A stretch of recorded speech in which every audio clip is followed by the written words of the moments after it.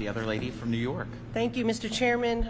We've traveled many parts of the country hearing from people like you, and whether you're in Iowa or whether you're in my home state of New York, I mean, the reality is that the high inflation, the high interest rates, the anti-energy policies of the Biden-Harris administration are crushing American families and American businesses.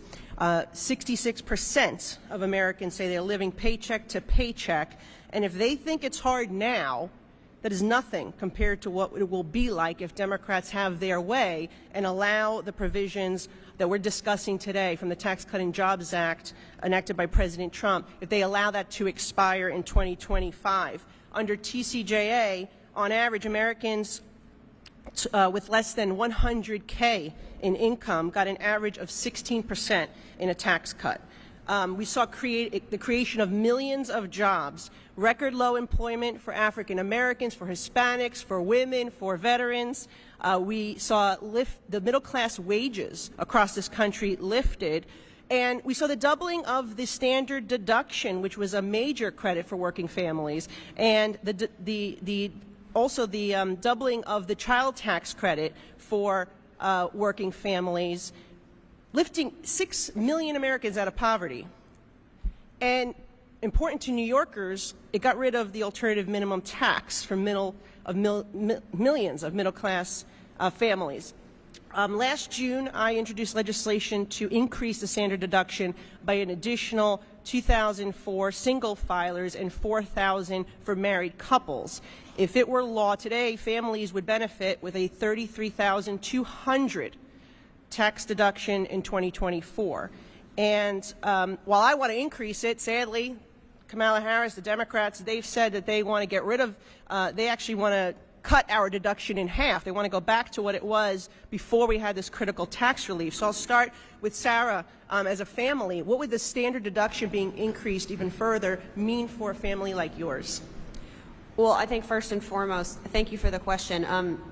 Reducing the standard deduction would negatively impact my family because it would raise my taxable income, both at the federal and the state level.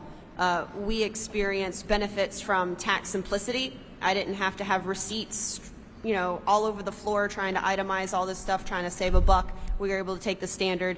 But again, Iowa and many states use the federal taxable income as the starting point for state taxes owed. And so with the reduction in the federal standard deduction, my state taxes will also go up. So I'm not going to be hit once with this tax increase. I'm going to get hit multiple times over. That's right, and that's exactly why I wanted to see the standard deduction not only kept but enhanced to protect more middle-class families, because that's who really benefits from it. And with that said, the alternative minimum tax, do you have an opinion if that were to be added back?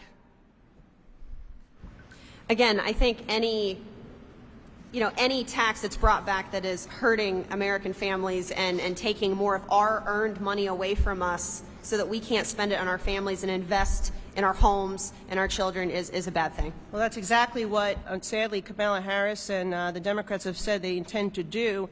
$7 trillion is what my colleague said in tax increases is what they're proposing. But I also, I don't have a farm in my district, but my constituents do eat, and they use energy. And so the Biden-Harris tax and energy policies have been crushing domestic energy production. It's driving up the cost of everything, I believe, right? So can you talk as farmers about how energy drives up the cost of food for the people I represent in New York, and also maybe you want to touch on some of the renewable energy sources that we can derive from both corn, and I did visit a facility where there was renewable natural gas from food waste, from cow manure, and I thought that was really interesting. It's cleaner, it's more efficient, it's more affordable, and it's than these EVs that they're trying to push us on through all these incentives that go to communist China.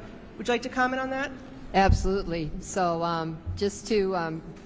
let's talk about EVs for a moment. I know they're trying to do that to tractors, and let me tell you, that is definitely not going to work. It's going to increase the weight of that tractor by 3 to 4 times. It's going to increase the price of that tractor by that exact same amount. And then, oh, by the way, in the wintertime, 60 below, they don't start. So, and getting back to your being able to use other besides the biofuels to use the methane. And just so you know, there's more landfill methane given off than any other source in the United States. So there's a place to tap. But when it comes to using the other fuels, first of all, right now the ethanol is available, and we can put it right into the gas tank. We are pushing for the Next Gen Fuels Act to be passed to increase those amounts of ethanol to be put in fuel tanks. So, and for every percent of this is from the American Lung Association. So for every percent of ethanol that we are able to put into that fuel tank, we are also reducing our healthcare costs because we're taking particulates out of the air. So especially and I've been to New York, and it's amazing, but it's not Iowa. But anyway, just the total amount of particulates in the air just due to the pollution. So Okay. And Mr. Suckup, I don't know if you wanted to add to that, but I did have one small question after this, if you will, Mr. Chairman. No, the biofuels are critical for the supplying us across the U.S. Energy efficiency and self-sustainable here in the U.S. And that's what we have to increase. It lowers prices throughout.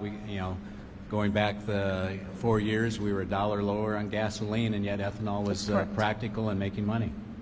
Now, I'm a New Yorker, first time in Iowa, first time at the State Fair, so a last question very important question, in my opinion, to wrap up the hearing here. What is the food that I should try today? I'll go down the line. Name one food, please. pork chop on a stick. Well, I'm smelling bacon right now, so whatever that smell is, try that. That smells great. All right, Ms. Curry. The deep fried pickle with the ranch dressing. All right. Sorry, pork